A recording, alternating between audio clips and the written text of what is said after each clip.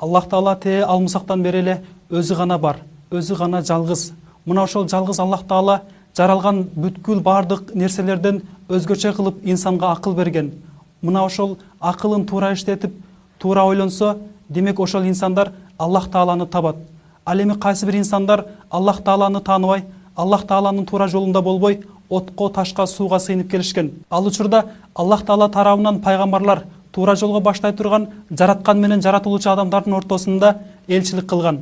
Элчилик же болбосо пайгамбарлык дегенден максат биздин акыркы пайгамбарыбыз Мухаммад саллаллаху алейхи вассаламга чейин 124 миң пайгамбар келген. Мына ошол пайгамбарлардын максаты жана өмүр таржымалы жөнүндө сөз кылмакчыбыз. Анда эмесе пайгамбарлар тарыхы аттуу көрсөтүүбүздө биз менен бирге болуңуздар.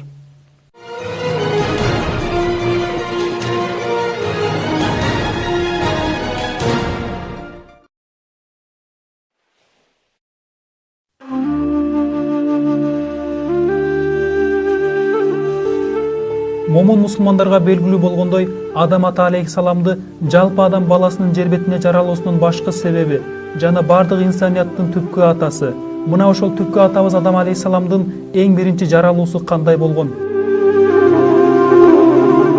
Ааламдардын эси Аллах Таала Азирети Адам атаны өзүнүн бар экендигин билдирүү, сыйынып ибадат кылууга жана өкүл катарында жер жүзүндөгү турмушту белгиленген нукта алып кетүү үчүн макулуктардын эң шарапаттуусу болгон инсанды жаратууга чечим кылган. Мурда эле жаратылганы менен бир гана ибадат кылууга милдеттендирилген периштелерге бул жаратуучулук каалоосун Аллах Таала ыйык Кур'ан-ы Каримде мындайча баяндаган. Эстечи эй Мухаммед, Раббиң периштелерге: "Мен жерде адамды халифа кылмакчымын" дегенде алар айтышты: "Ал жерде бузукулук кылып, кан төгө турган затты халифа кыласыңбы? А биз болсо ал мактоо айтуу менен сенин улуулугуңа табынабыз жана атыңды дайыма аруу пакиза тутабыз." Ал айтты: "Мен силер билбеген нерселерди билемин."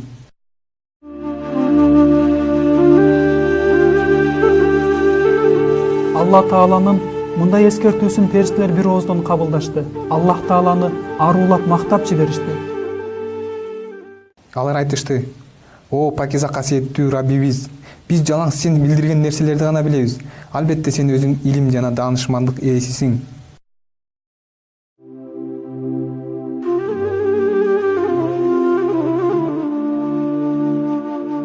Бул жерде периштелер эмне үчүн халифат кылуу, тагыраак айтканда орун басар деген суроону Аллах Тааладан сурагандыгы ага каршы келүү эмес. Алар инсандын жаралуу сырларын билүүнү гана максат кылышкан. Азирети Адамды топурактан жараткандыгын жана ошол жаратылуудагы баскычтарын Аллах Таала Кур'анда мындайча баяндайт. Алла адамды топурактан жаратты жана ага бол деди. Анан ал жандуу адам болду. Ал бардык нерсени көркөм кылып жараткан зат. Ал инсанды оболу ылайдан жаратты.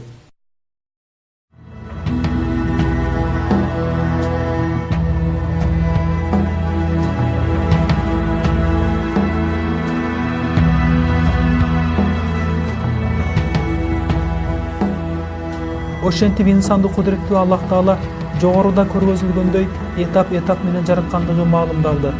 Анын биринчи жаралуусу топурактан болсо, кийин ылайдан, анан жабышкак баткактан, андан соң абада кургатылган ылайдан, аягында бышылган ылайдан жасалган. Мунун баары эч бир үтүр чекип өзгөрүлбөгөн ыйык Кур'ан китепте кеңири баяндалып өтүлгөн. Аллах Таала Азирети Адам ата алейхиссаламды жараткандан кийин периштелерге буйрат: адамга сажда кылгыла деп. Аллах Тааланын буйругуна баш ийишип, периштелердин баарысы саждага башын коюшат. Бирок алардын ичинен иблис гана сажда кылган эмес. Ал Аллах Тааланын буйругуна каршы чыкты. Эстечи эй Мухаммед, биз периштелерге адамга тазим кылгыла деп айтарыбыз менен алар сажда кылышты. Иблис гана текебердик менен баш тартып капырлардан болду.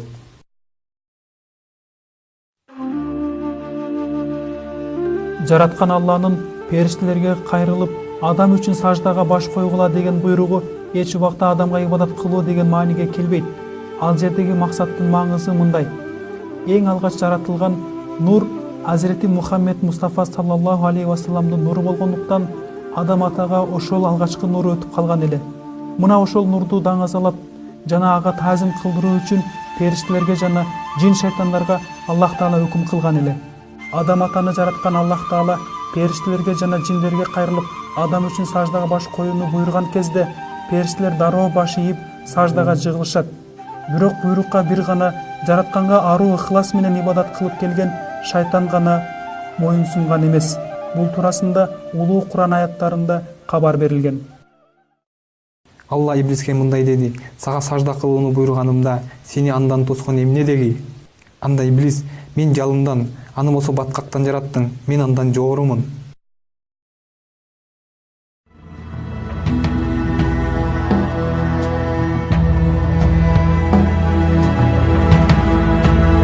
Мына ошентип шайтан болсо Азирети Адамдын ылай баткак тарабын гана көрө алды. Ал бул дүйнөгө таандык болгон ылайга гана назар салды. Инсан Аллахтын өкүлү, халифатуллах болгондугун биле да, сезе да албай, капырлыктын туңгуйуна батып жатты. Кереметтүү Куран аяттарында кабар берилгендей, шайтан болсо периштелердин арасында эң жогорку бийик нематтарга ыролонгон эле. Периштелерге жана жиндерге сабак берүү менен алардын мугалими болуп кадырлуу эле. Бирок ага шүгүрчүлүк келтирүүнүн ордуна тесирленип, текеберлик менен жараткандын буйругуна каршы чыгып, Азирети Адам атага сажда кылбай, Алланын каарына калган жана бейиштен куулган.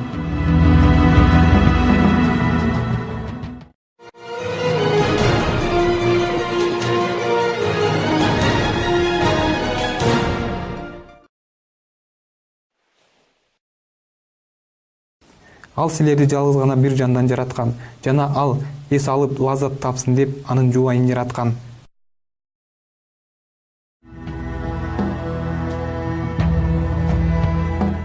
Аллах Таала каалап адамзатты жаратты. А бирок жалгыздык деген сыпат Алланын өзүнө гана таандык болгондуктан жаралган нерселерди жуп-жуп кылып жаратты. Анан ошол себептерден улам Адам ата Кудай Тааладан өзүнө түгөө сураган кезде Аллах Таала анын суранычын аткарып, кайра эле адамдын сол кабырга сөөгүнөн кудун өз турпатындагы Азирети Обону жаратып берди. Аны менен катар Аллах Таала Адам ата алейхиссалам менен обо эненин никесин периштелердин алдында өзү кыйып кийин аларга айтты. Эй адам, сен жубайың менен бейишке жайгашып, ал жерден каалаган нерселериңден жей бер. Бир гана ушул даракка жолобогула, антпесе залым болуп каласыңар. Ибн Аббас жана Ибн Масуд Аллах алардан ыраазы болсун баяндашкан хадисте Адам ата бейишти бейкапар кезип жүрөр эле. Күндөрдүн биринде уйкудан ойгонуп, баш тарабында сол кабыргасынан жаратылган инсанды көрөт. Андан чоочуркап: "Сен кимсиң?" деп сурайт. Ал: "Мен аялмын" деди. Эмне үчүн жаратылгандыгын сураган адамга ал: "Сенин көңүлүң көтөрүлүп, бейпил жашашың үчүн Аллах Таала мени жаратты" деди. Дагы Имам Бухари Аллах андан ыраазы болсун маалымдаган бир хадисте Пайгамбарыбыз Мухаммад саллаллаху алейхи ва саллям мындай деген: "Аялдарга жакшы мамиле кылгыла. Анткени алар кабыргадан жаратылган. Кабырганын эң ири тарабы үстү жагы болот. Аны түзөйүн десең сынып калат. Өз жайына койсоң ошол бойдон кала берет. Андыктан аялдарга татыктуу мамиле кылгыла."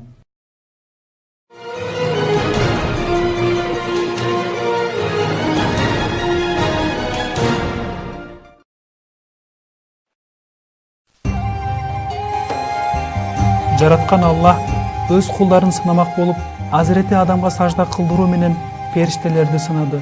Бардык периштелер бул сынактан ийгиликке жетишти. Анткени аларда эрк деген нерсе жок эле. А шайтан болсо сажда буйрууна каршы чыгып, сынактан өтпөй калды.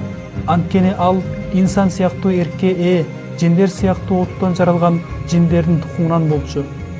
Эми кезек Адам ата менен обо энебизге келген эле. Жараткан Аллах аларды иблис менен сынамакчы болуп, сынакты өткөрүү үчүн иблиске мүмкүнчүлүк берген. Жогоруда биз сөз кылып өткөн Адам ата менен обо энебизге бейиштеги бир дарактын мөмөсү Кудайдын буйругу менен жегенге тыюу салынган эле. Азирети Адам атага сажда кылбагандыгы себептен бейиштен куулган шайтан эми инсандан тактап айтканда Азирети Адам атадан өч алуу максатында Кудай Таала тыюу салган ошол даракты шайтан өз кара санатайлыгы менен Азирети Обону алдап, ал аркылуу Азирети Адам атаны көндүрүүгө аракет кылып, арам оюн орундатуу үчүн экөөнө тең 1000 түркүн айла амал ойлоп тапты. Кийин шайтан алардын бекитилген авраттарын ачып көрүү үчүн азгырды да, Раббиңер бар болгону периштелерге айланып кетпеңөр үчүн же болбосо бейиште түбөлүк жашап калбооңор үчүн гана бул дарактан коруйт деди. Дагы аларга: албетте мен силерге калысмын деп антишти. Анан алдоо менен аларды күнөөгө жыгат. Ошол дарактан даам татып көрөрү менен эле авраттары ачылып, өздөрүн бейиш чалбырактары менен тосо башташты. Ошондо жараткан аларга үн салып: силерди бул дарактан тосподум беле? Жана шайтан силердин тикелей душманыңар дебедим беле?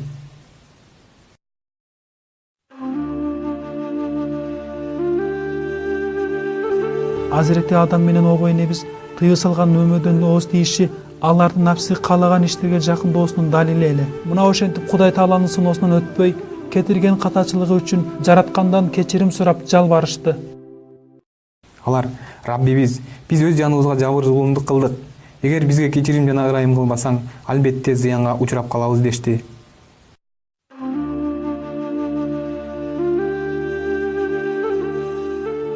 Бейиштеги неаматтардын кадыр баркын сезип, кайрадан ошол неаматтарга жетүүнү үмүт кылып, ушул сынак дүйнөсүндө салих амалдардын аткарылышын тилеп, Аллах Таала Адам ата менен обой энебизди жерге түшүрдү. Жана аны менен катар Адамдын тукумдарынын көбөйүп ууланышын каалаган.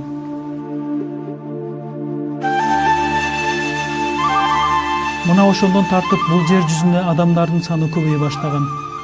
Жараткандын керемети менен Азирети обой энебиз бир төрөгөндө 4 эм, 5 эм же андан көп эм төрөчү экен. Бир курсакта төрөлгөн 5 эм же 4 эм булар бири-бирине үйлөнүшпөйт эле. Бирок өзлөрүнүн мурунку же кийинки төрөлгөн балдар бири-бирине баш кошушат эле. Ошентип жер жүзүндө адам баласынын саны тездик менен көбөйүп жатты.